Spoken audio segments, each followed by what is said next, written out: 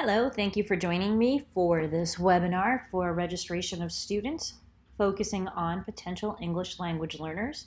This is geared toward registrars or anyone who plays a role in the enrollment process for students. I am Kathy Lowell. I am the Assistant Director of the Hudson Valley Regional Bilingual Education Resource Network, also known as the Hudson Valley R-BIRN. Our website, which is listed here, has a multitude of resources. You can visit our website to see what we have for upcoming workshops and to join our mailing list. My contact information is listed here. Please feel free to reach out if you have any questions related to the registration of students, particularly English language learners, or anything else related to English language learners that you wish to inquire about.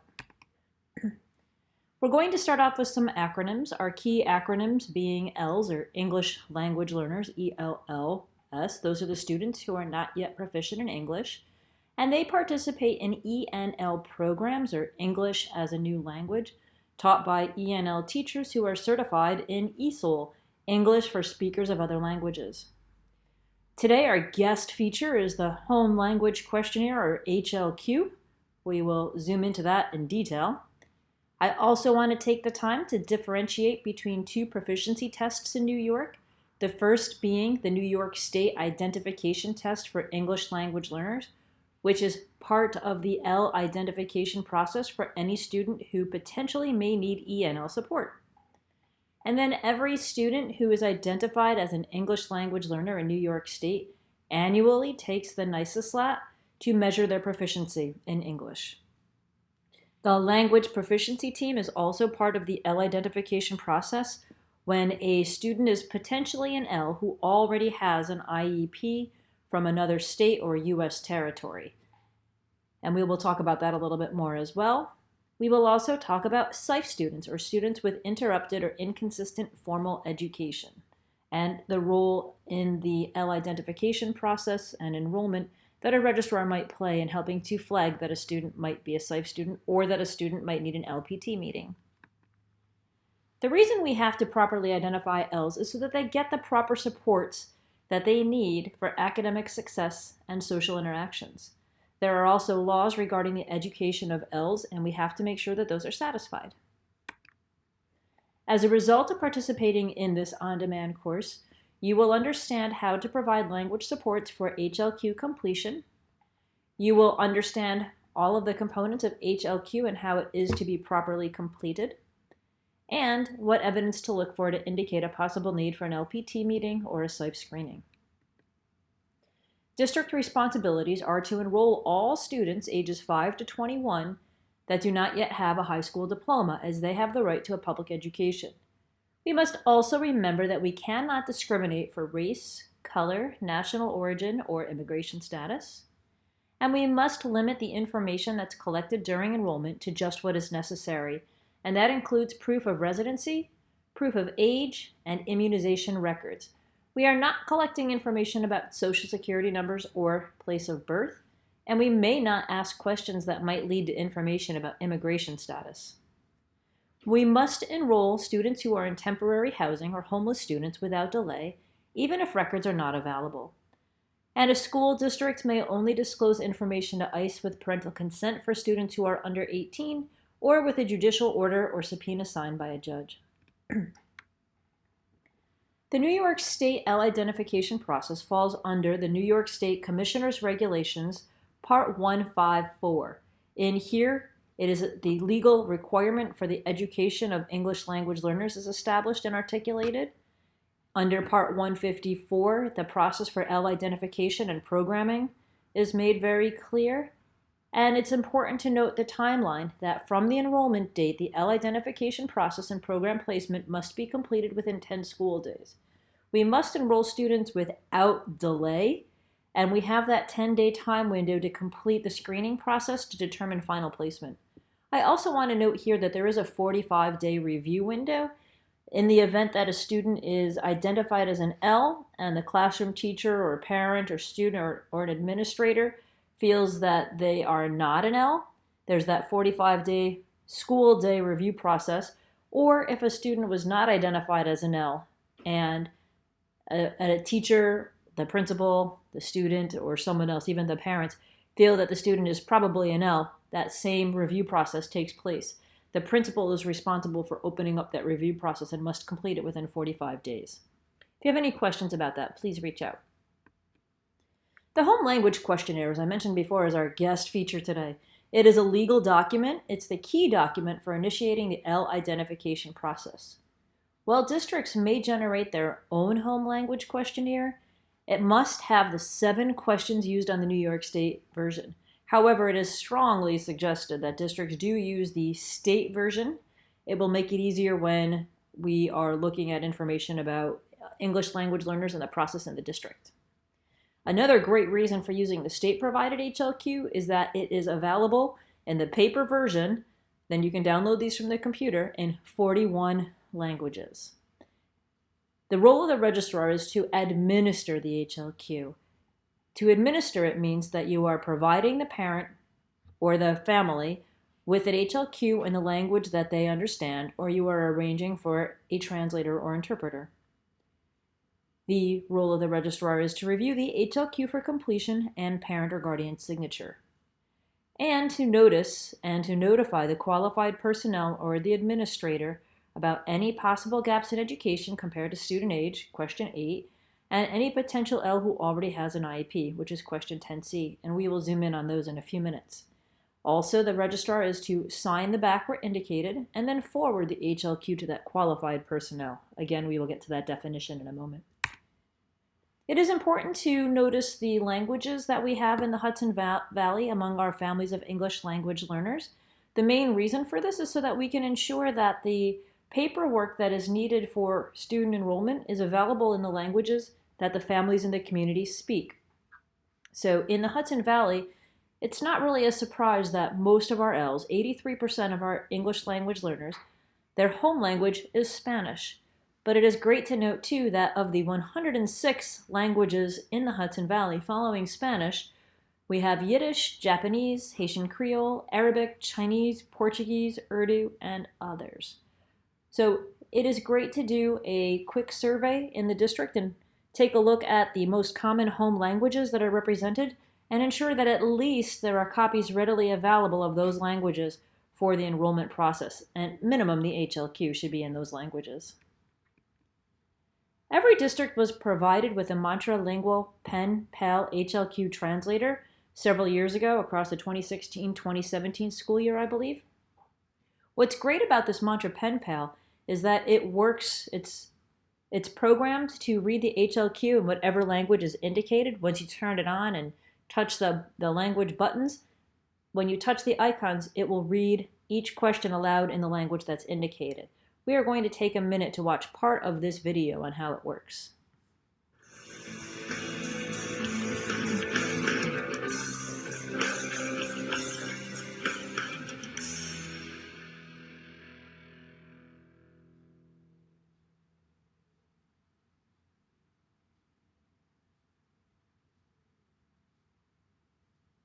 Choose your language. Spanish. Estimada padre o tutor, a fin de proporcionarle a su hijo, hija.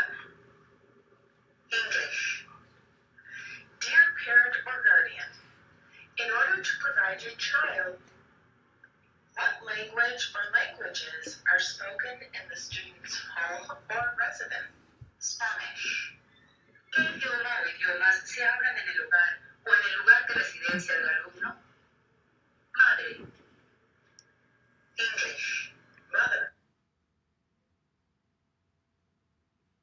So as you can see, by touching the different parts on the placemat for the HLQ, the pen will read aloud what the question is asking in English, but read it aloud in the language that's indicated, which can certainly help a family that needs to hear the language and hear the questions in their home language to be able to complete this properly. This will work best side by side with the paper version in the language that the families are indicating that they need support with. For families that can read and write and understand another language, this is going to be a huge tool to get the most accurate information from the HLQ. Especially when a translator is not available, this will help expedite the process. Also, there are tools such as the Google Translate app, which is available on the iPhone and on Android, which provides many different translation avenues, if you will. There's a camera, which will take a picture and translate whatever the original document is into the language that is indicated. There's also voice translations and type and text translations. We're going to watch a quick little video about that as well. The next tool I'm going to present is Google Translate. Google Translate allows you to translate websites, translate speech, translate typed text, and translate images. As you can see, I use Google Translate to translate the first sentence into Spanish.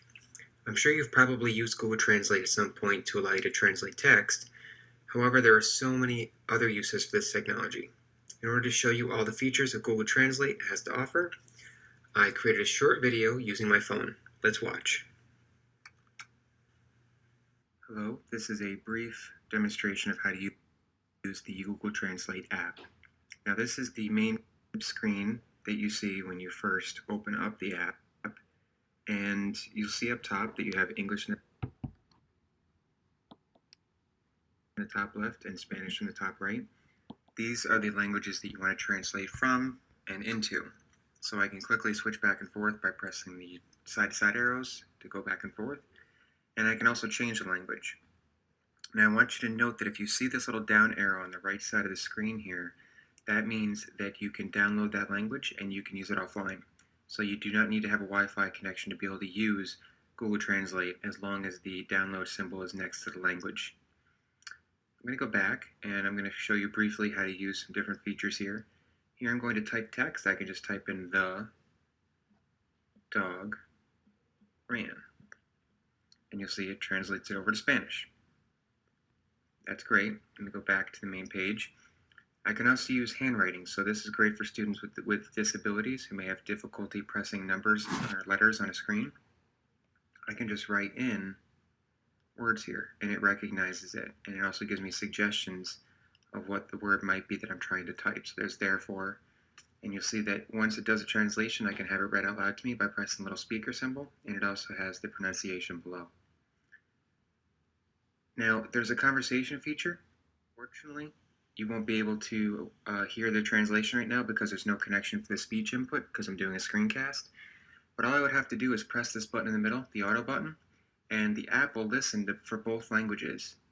So you can set this down on the table in front of you, have two people having a conversation in English and Spanish or any other language, and the app will translate back and forth, and it will read it out loud in the other language. So it's a really incredible tool to be able to use, especially in parent-teacher conferences or trying to communicate with a newcomer. Now, there's also the voice feature where, again, you're not going to be able to hear me because I'm doing a screencast, but what it would do is it would listen to what I'm saying right now, it would write it on the screen, and then it would translate it in Spanish. Now, the coolest feature here is the camera feature. And what I'm going to do is I'm going to hit camera, and I have here a script that I use for my online class, and I'm going to turn instant translation on.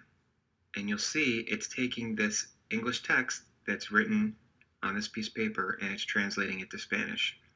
That's what it looks like normally, and that's what it looks like with a translation. Now you'll see that it's not perfect, but it definitely does a job, especially for trying to use this for visuals in your classroom or maybe even a worksheet that you may have handed out.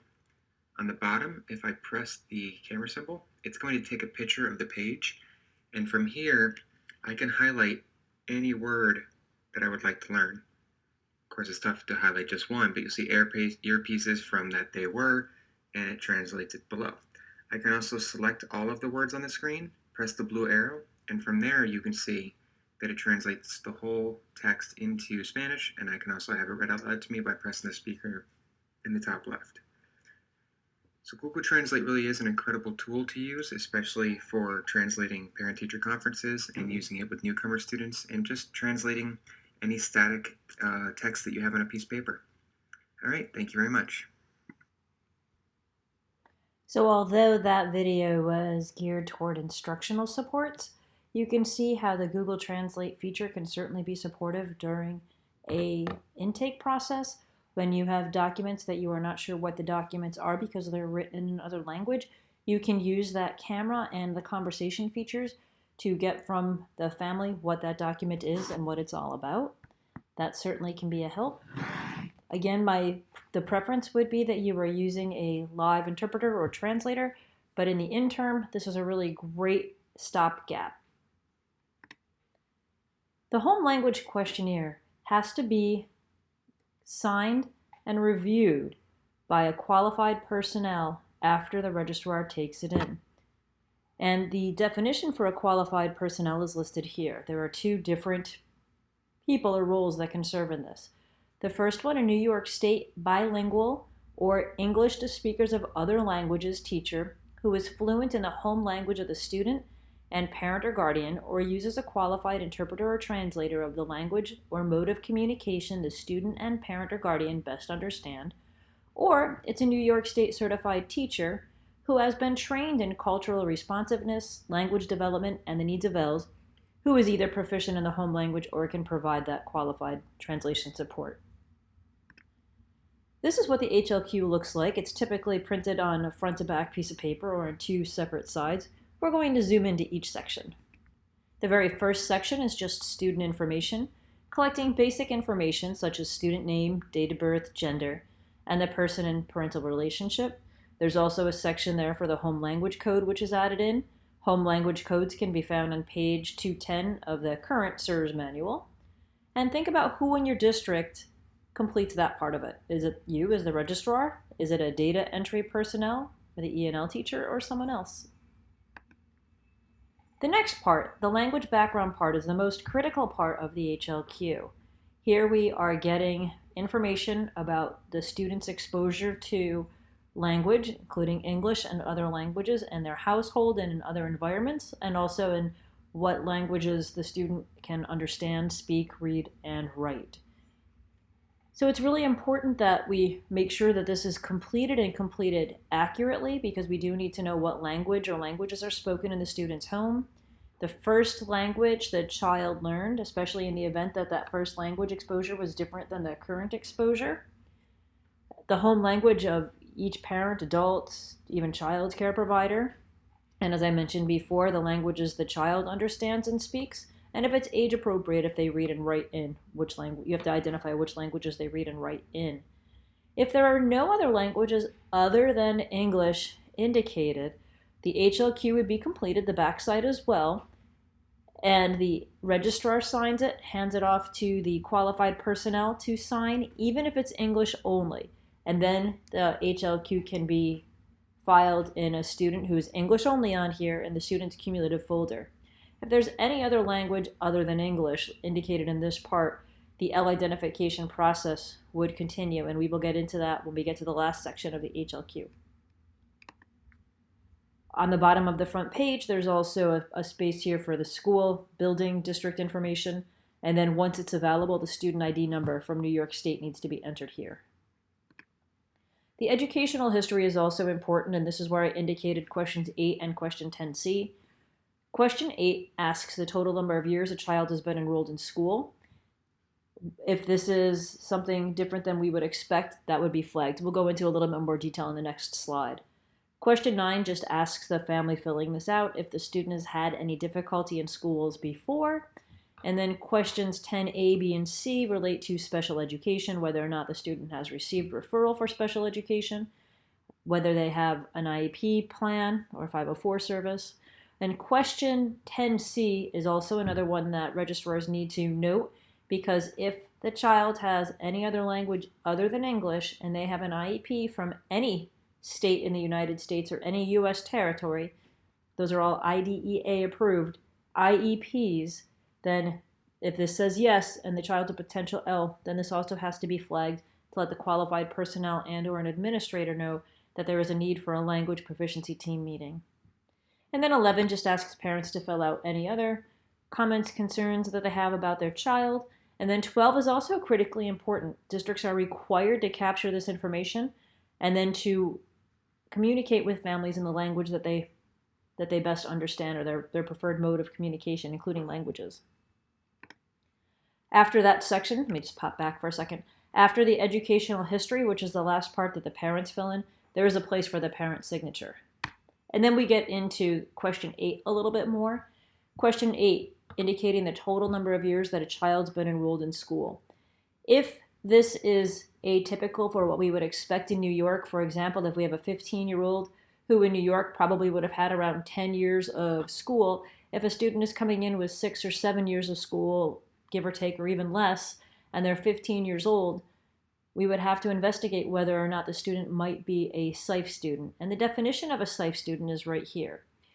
A SIFE student is an English language learner enrolled in U.S. schools less than 1 year, and because of that inconsistent participation in a formal education program, the student's performance is 2 or more years below grade level in reading and or math in their home language.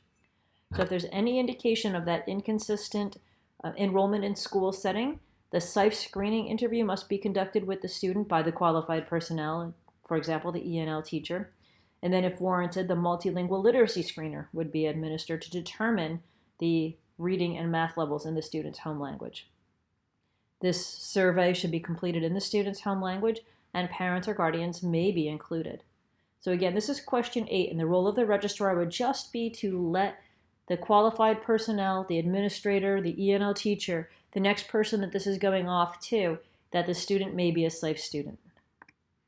Also 10C, as I mentioned, if a student is a potential L who already has an IEP from another U.S. state or U.S. territory, such as Puerto Rico, then the registrar must notify the administrator, the qualified personnel that the language proficiency team may need to meet. And all of that has to happen in that 10-day time window as well. For more information on the SIFE screener and or for the language proficiency team, please contact the Arbor and we can help you out. This chart is a suggested age range chart. And the way to read this, we've got our grades on the left, and when we consider that in the majority of the districts in the Hudson Valley, December 1st is the cutoff, so students are 5 on or before December 1st for entry into kindergarten. That means that our youngest students on September 1st are 4 years and 9 months. That middle column carries that all the way up so that our youngest seniors are typically 16 years and 9 months old. However, we do have students who enter kindergarten closer to 6 years old. Some have just turned 6, some might be turning 6 within that fall. So we've got already a 15-month age span difference in our typical kindergarten classes. We can carry that all the way up. You will notice, though, that at 5th grade, it jumps to some of our older students, maybe 12. I want to highlight that this is certainly not a recommendation. In fact, I would discourage it highly. But what happens, and as a long-term 5th grade teacher, I've experienced students coming into my classroom who are 12 or turning 12 in the fall. And some of the reasons for that are retention. Again, not something that I recommend. Also, some of our students with special needs and or students that have some language proficiency needs, such as English language learners, may have been retained at some point or have been placed into a grade that does not match their age. We must highlight in that top upper box, that yellow box, the age-appropriate placement and the use of age-appropriate instructional resources are required. They are mandated under Commissioner's Regulations Part 154. So let's go back to the chart. If you notice then, if you carry that up, that 12-year-old in 5th grade, again, not recommended, you'll notice that that kind of carries up through until we get to high school. And then at high school, completely not recommended. We might see students as old as 18 being placed into 9th grade. Some of the reasons for that are students who are coming in who are older and undercredited. There are other options. There are other ways to give students credit. We do not need to be placing 18-year-olds into 9th grade, especially when our youngest students are 13 years and 9 months. That creates a really big age span, not age-appropriate placement. So those big jumps there are just to highlight that that is sometimes what happens, not what should be happening. All right, so the very last part of the HLQ is the signature part. The registrar and interpreter get that first box. I would suggest printing and signing the names of the registrar, and if there's an interpreter, doing that as well. Then the next part is for the qualified personnel that receives the HLQ from the registrar. And again, I would suggest printing and then signing. And it's that person who decides whether or not the screening interview would take place. For any student who is English only listed on the HLQ, this is the last part that gets filled out. The oral interview would say no, and this would be filed into the student's cumulative folder, and off it goes. If a student has any other language other than English, the oral interview is necessary, and then the results of that would be checked in that same box on the bottom, whether or not the NICETEL would be administered, whether or not the student presents as English proficient, and if a language proficiency team meeting is needed. And again, that would only be for potential ELLs who already have an IEP from New York State or any other state, or from a U.S. territory. And then if the NICETEL is administered, that bottom box needs to be filled out as well, where the qualified personnel would sign, the date of the NICETEL would be added on, and then the results once we get that information back. The other recommended documentation is when the NICETEL was sent for scanning, when the results were received, if an LPT is needed, what the date of that was, and then the documentation of the SIFE date if the SIFE screening and the MLS were given as well. Placement and programming. Again, I cannot stress enough that the timeline for the placement is 10 school days. Again, students should be in school, placed in classes on the very first day that all of their paperwork is completed, their enrollment date. We have 10 days from that point in time to complete screenings and to make sure the student is properly placed and getting the proper support that they need based on their proficiency level. All placement must be age appropriate. Districts must provide parents with a program orientation. We note that there's bilingual placement is the default when districts do have that available. And then parent notification of placement and programming must be provided in writing within 5 days in a language the parent and guardians understand.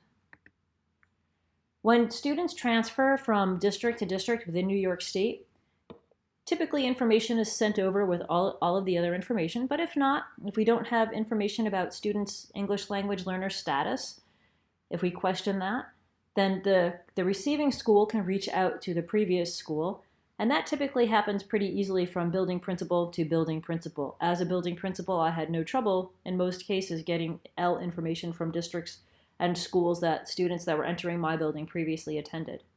However, if there's difficulty with that and information is not received within 5 days of that process, again, districts should be documenting all of this. The new school should reach out to the local regional information center or Big 5 scanning center, who will then reach out to the previous RIC or regional information center or Big 5 scanning center for information.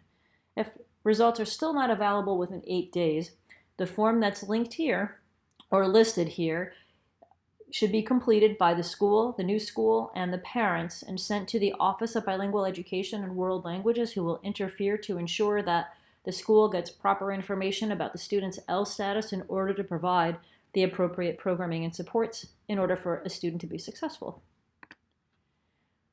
When a student leaves New York State for 2 or more years, the ELL identification process starts all over again. We always have that HLQ, but then the screening interview must take place, and if warranted, the NICETEL, LPT, would all take place if a student leaves New York State and returns after 2 or more years. That's if a student goes to another state, to another country, or if we're not sure where the student has been for the last 2 years.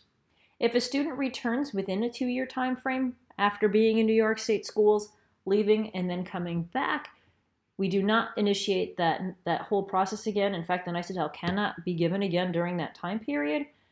We would revert back to the most recent information that we have about the student's English language learner proficiency, and placement and programming would be aligned with that. In the event that the registrar notices or feels that the HLQ is not completed properly, the registrar should notify the qualified personnel. There may be a need for additional language support. This is the conclusion of this on-demand webinar. If you have any questions about the ELL identification process, you can reach out to me. My information was on that second slide, or to the Arborn in general, and the information is listed here. Here we have additional resources that you may find helpful. Our website again, www.hudsonvalleyrBERN.org. The Office of Bilingual Education and World Languages has a plethora of information about supporting our English language learners, and you can find that at the New York State Education Department site. Thank you for joining me. Have a great day.